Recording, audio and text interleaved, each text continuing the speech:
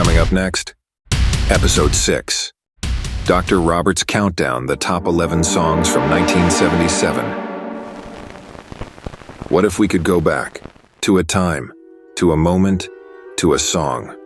There is a fifth dimension. It is an area which we call the Quick Spin Zone. I don't know how to put this, but kind of a big deal. From the new Mother Nature studio, here's your host, Dr. Robert. Thank you, Jaime. Best sidekick in the business. And you are in the zone. Welcome to this edition of Quick Spin. And we'll count down the top 11 songs that marked the year in rock and roll. So, without any further ado, let's fire up the time machine and go for a little ride. Activating hyperdrive. 1977. This content is made for the enjoyment or education of viewers, rather than for the sole purpose of getting views. Please hit like and subscribe. Number 11. Thank heavens, it's 1977. From the Pacific Northwest, here's Heart, Barracuda.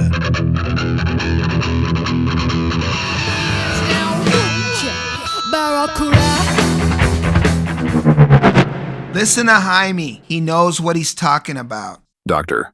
This was written by Ann and Nancy Wilson together with guitarist Roger Fisher and drummer Michael DeRosier.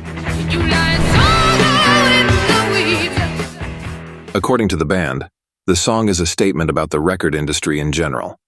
It was written at a time when there was friction between the band and their old label, Mushroom Records.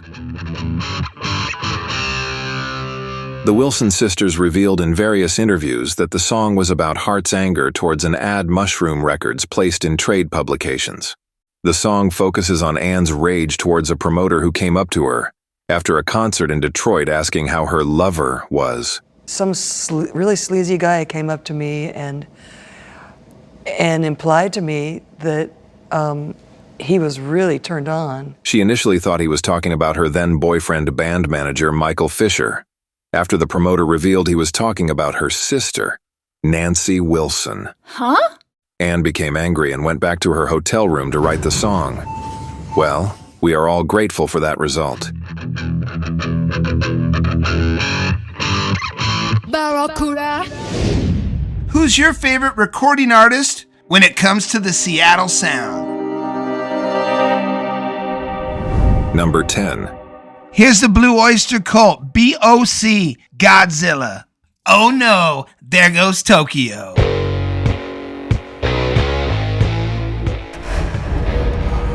This tune was inspired by a series of Japanese films from the 1950s featuring the Godzilla monster.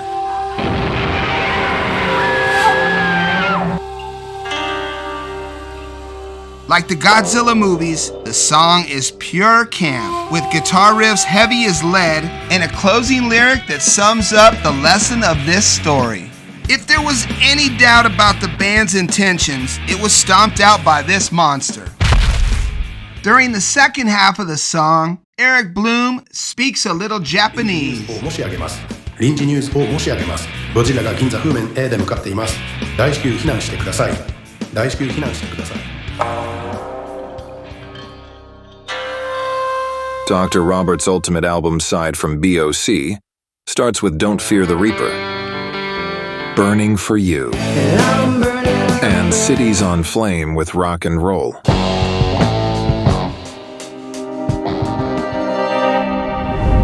Number 9. Here's a great song. I think it's about a beauty queen. Miss America, Styx, from The Grand Illusion.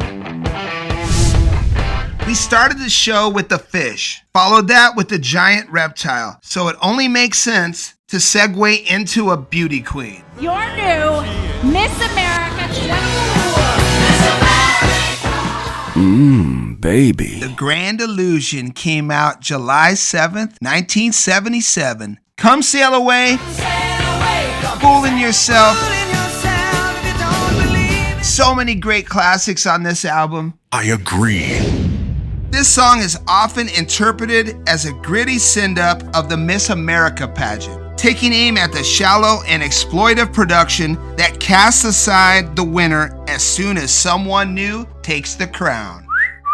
While the pageant does frame the metaphor, it is not what the song is about. No, it isn't. Styx guitarist James Young wrote this song and sang lead vocals. He wrote it about his wife, Susie, who suffered from a rare and incurable condition. It's a love song, but not a typical one, as JY delivers a snarling lyric with lines like, "Does that smile seem to wear you down?" She is his Miss America, and he is singing about her struggle, most overtly in the line, "This dream that you must live, a disease for which there is no cure." Doctor, the keyboard figure is a riff on There She Is, Miss America. The song host Bert Parks would sing to the winner of the Miss America pageant. Drop a comment. Tell us your favorite band from the great state of Illinois. Number 8. Well, he's trading in his Chevy for a Cadillac. Here's Billy Joel Anthony's song, Movin' Out. The lyrics to this song refer to the New York working class, in which wage earners take pride at working long hours to afford the outward signs of having, quote unquote, made it in America.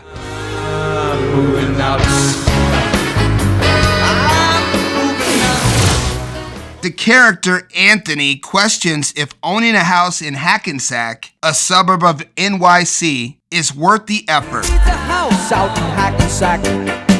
Is that all you get for your money? And Sergeant O'Leary works two jobs in hopes of one day owning a Cadillac. And he's trading in his Chevy for a Cadillac. Billy Joel told Howard Stern in an interview back in 2014, "Everybody's got something they love to do or they should be doing, so they could have stuff. You get a Cadillac and then you're fine."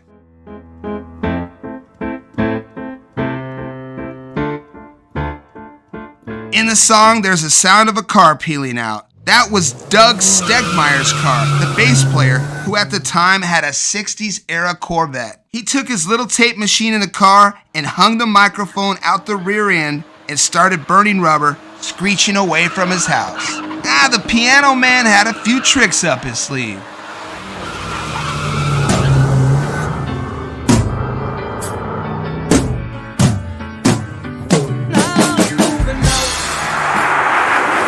So many greats came out of New York City. In fact, 3 recording artists on this countdown. Who's your favorite from the Big Apple? I'm in a New York state of mind. Number 7. I love the Alan Parsons Project, and here's another great song, I Wouldn't Want to Be Like You. I wouldn't want to be like you. Alan Parsons loved using session musicians, according to whatever the song or the recording called for. Hence the name Alan Parsons Project.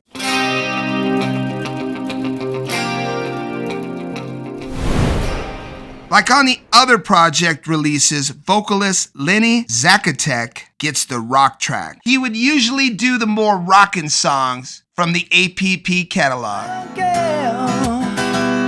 What you do? I know it's one of Jaime's favorites, and I Wouldn't Want to Be Like You is one of the catchiest tunes the band ever issued in its history.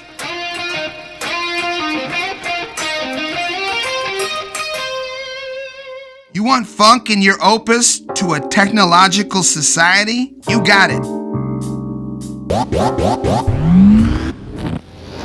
It's really a great groover. Some disco-based elements are also present, but that hi-hat, oh, that hi-hat. You gotta love the hi-hat. Therefore, we shall call it the Alan Parsons Project.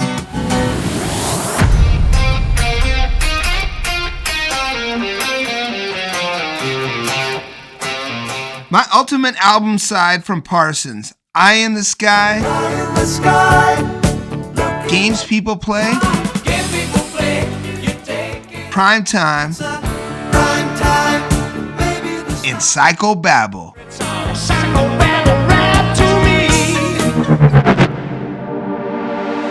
This day in rock history. On December 11, 1977, the Tampa Bay Buccaneers, in their second NFL season, win their first ever game over the New Orleans Saints. The win ends their NFL record 26-game losing streak, while Saturday Night Fever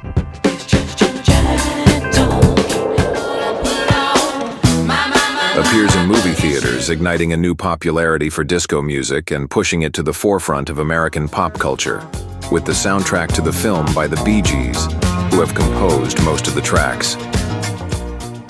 Star Wars, Smokey and the Bandit, and Close Encounters of the Third Kind were the top box office draws, and at home, everyone was watching Happy Days, Barney Miller, and Chips on TV. And by week's end, Linda Ronstadt would have 2 hits simultaneously in the top 10 of the Billboard Top Hot 100, one being It's So Easy at number 5. So easy to fall in love. And this song peaked at number 3 from her Simple Dreams album. Here is the Queen of Rock at number 6 on our countdown with Blue Bayou.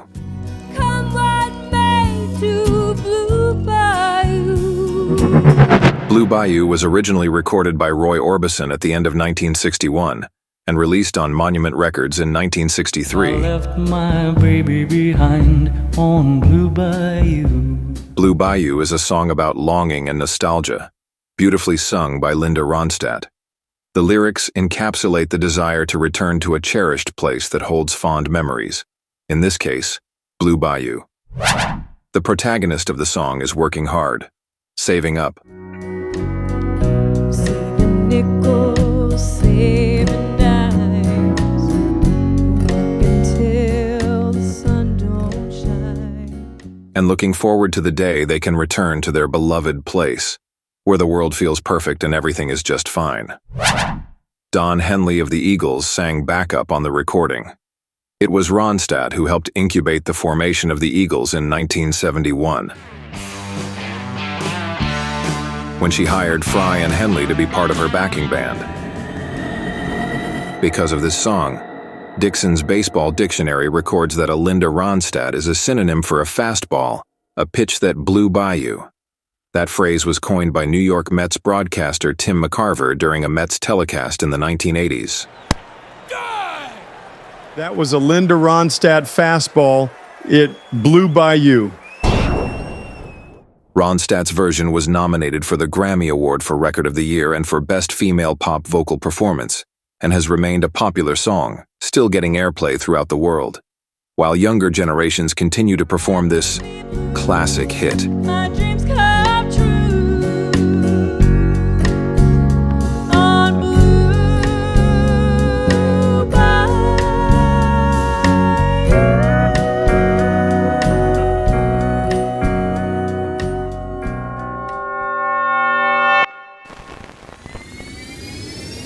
Quick Spins Quickie. Car wash. Rolls Royce.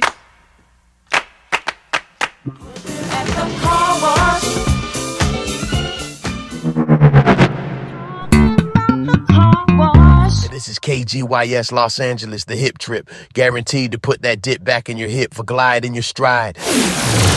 Car Wash is a song by R&B band Royce, the theme of the 1976 film Car Wash. The song reached number 1 on the Billboard Hot 100. Car Wash is one of the most notable successes of the disco era. Back to the countdown. Number 5. From one of the greatest albums of the 70s, Asia, here's Steely Dan, Your Name and Lights Above It, with Peg.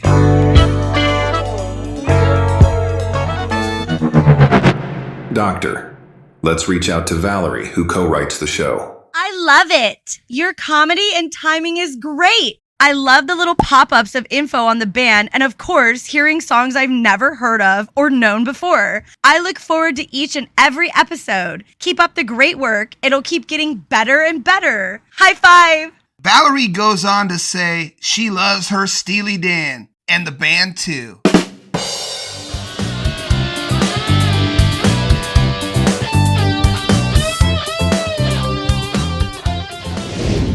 In In this song, Peg is an aspiring actress who is breaking into the business. It's told from the perspective of her ex-boyfriend, whom she ditched because he couldn't really help her out or advance her career. The song begins with this guy watching her pose for racy photos. So won't you smile for the camera? In the second verse, he pulls out an old letter she wrote to him and does a little reminiscing. In the chorus, he warns her that karmic payback awaits. Peg, it will come back to you. Donald Fagen and Walter Becker wrote the music first, starting with the blues riff Fagen came up with on piano. They chose the name Peg because it fit. The name doesn't have any particular significance.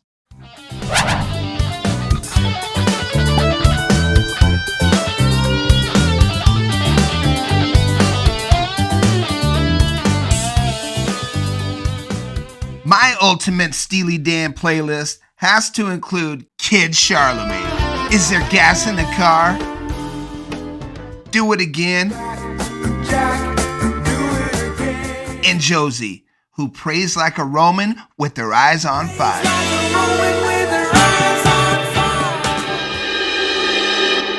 Like and subscribe. Number 4. Hey, Ma! Can we get some meatloaf? Mom, Meatloaf. Perhaps one of the most recognizable coming-of-age songs of all time, Paradise by the Dashboard Light. Meatloaf, with a little help from Ellen Foley.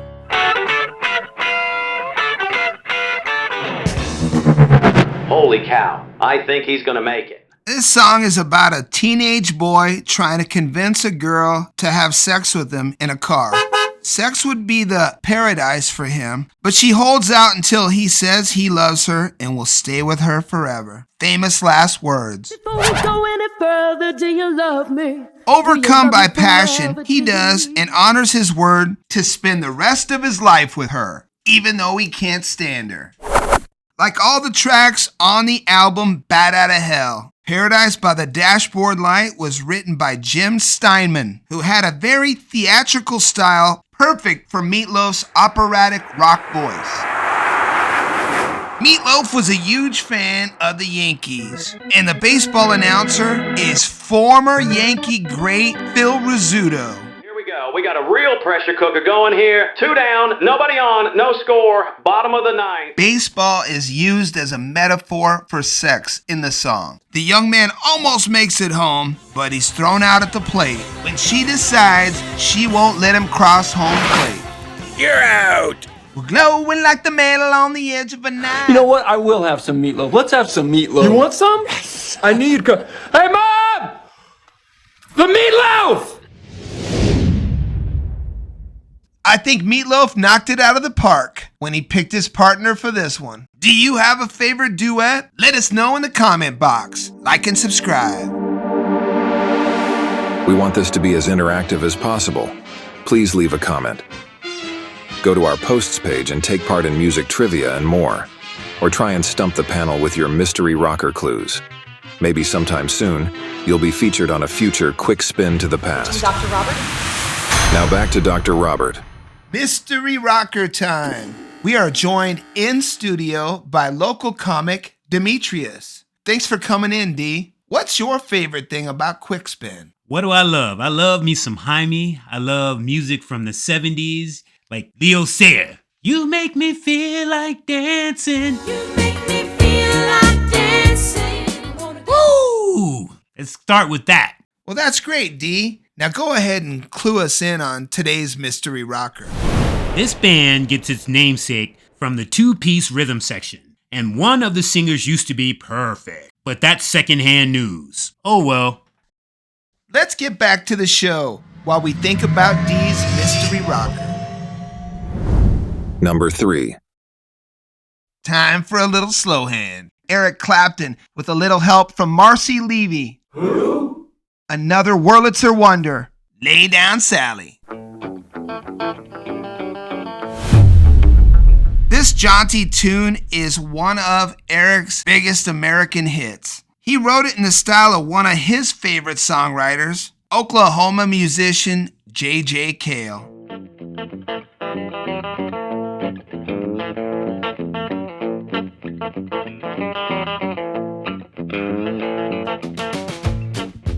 In this song, Clapton tries to convince a girl to... What's up with all this sex talk? What? You're getting a little risque here, Jaime. What's going on? First Meatloaf trying to get some action in the car. Now Clapton. Goodness gracious.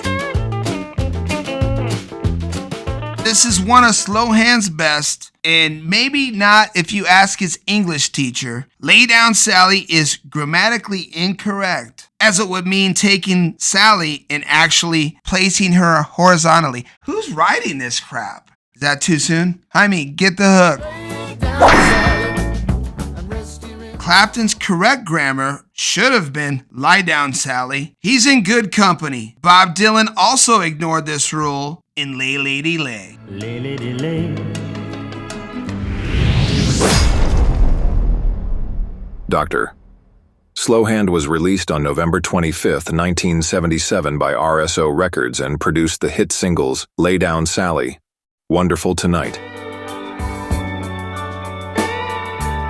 and Cocaine. Tell us about a song or a band that reminds you of your parents or maybe even your grandma and grandpa.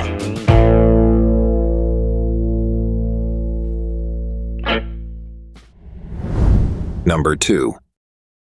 From News of the World, maybe the most recognizable 3 notes in rock history. Her Majesty, Queen, We Will Rock You.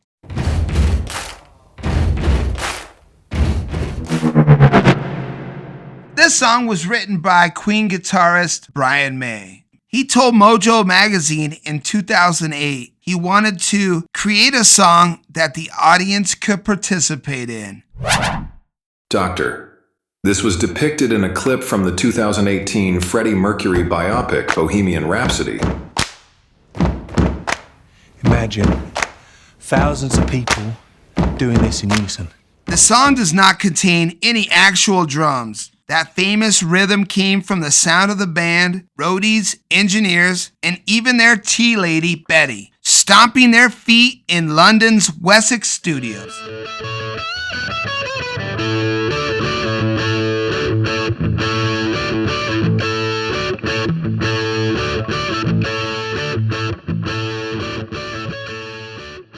Brian told NPR how recording the song in a church helped with its sound. We were very lucky. We were working in an old, disused church in North London, and it already had a nice sound. There were some old boards laying around, and they just seemed ideal to stomp on. Most stations almost always play We Will Rock You as a double shot, in tandem, followed by We Are the Champions, without interruption. Great song to play, especially after your guy wins the belt or your team takes home the big trophy.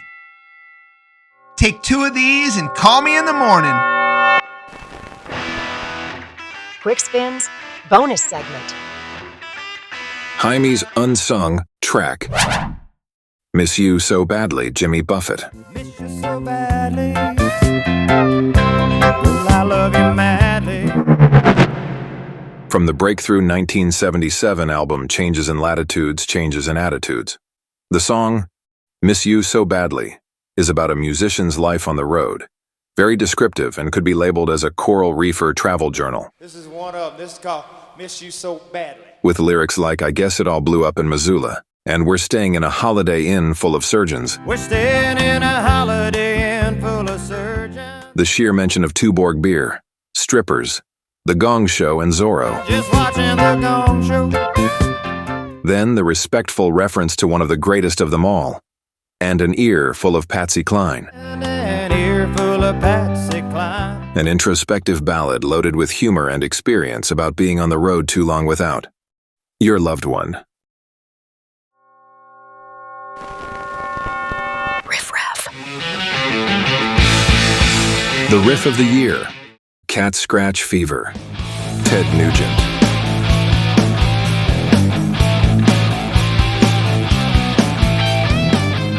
Jaime's hot track. Won't tell your story. Dr. Robert's honorable mention. Cold as ice.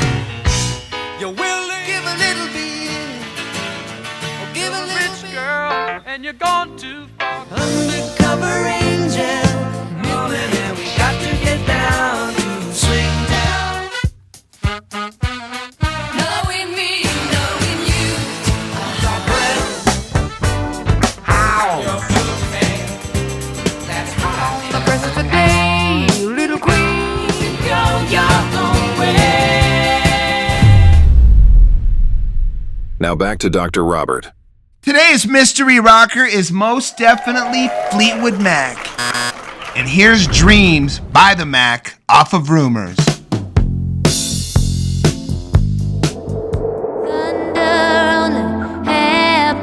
When it's rain. Well, we started the show with a dynamic female band. Might as well end with one.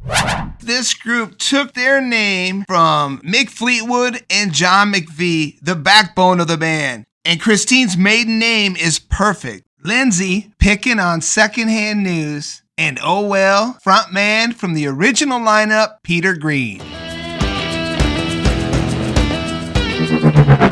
This edition of Fleetwood Mac started in 1975 when Lindsey Buckingham said he'd join the band if only he could bring his girlfriend with. And I'd say it turned out pretty well for the band.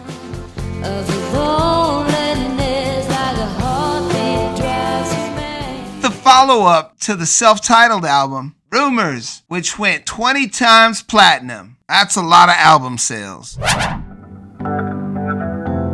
2. During the sessions for Rumors, everyone in the band was going through a breakup. Stevie and Lindsay, John and Christine, even Mick and his wife, Jenny Boyd, and they were all doing a lot of drugs at the time. Make no mistake.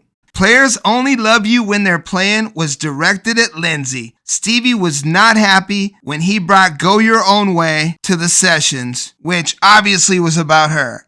Rumor has it, Stevie wrote this song in 10 minutes. So upset with Lindsay, once she started writing, the rest wrote itself. And it didn't hurt that she always brought along a little magic, a certain mystique that seems to follow Stevie everywhere she goes.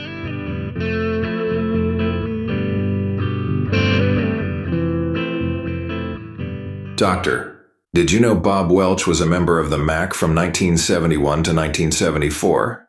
Then went on a solo career with 2 big hits, Sentimental Lady and Ebony Eyes. Dreams has remained one of the Mac's best songs, still getting airplay throughout the world, while younger generations continue to perform this classic hit.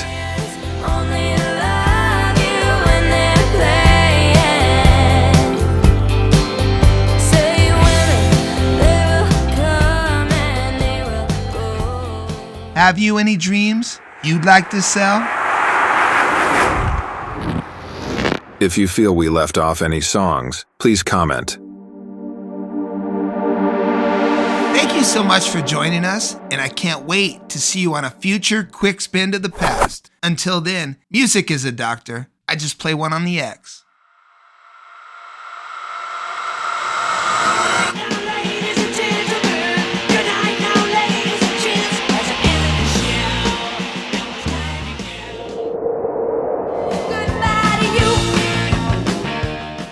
This is Burt Reynolds from Smokey and the Bandit, and I love Dr. Robert, and I approve this segment.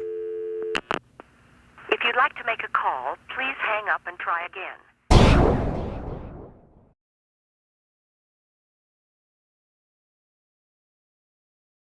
Wait. One more thing. When on I Heard It on the X, check out the community page. That section is also known as Posts. It has music-related polls that you can vote and voice your opinion. You're still here? It's over. Go home. I Heard It on the X. Ladies and gentlemen, the Beatles! All right, Elvis has left the building.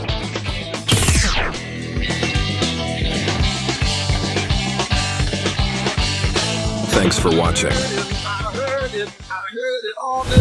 Tell them you heard it on the X.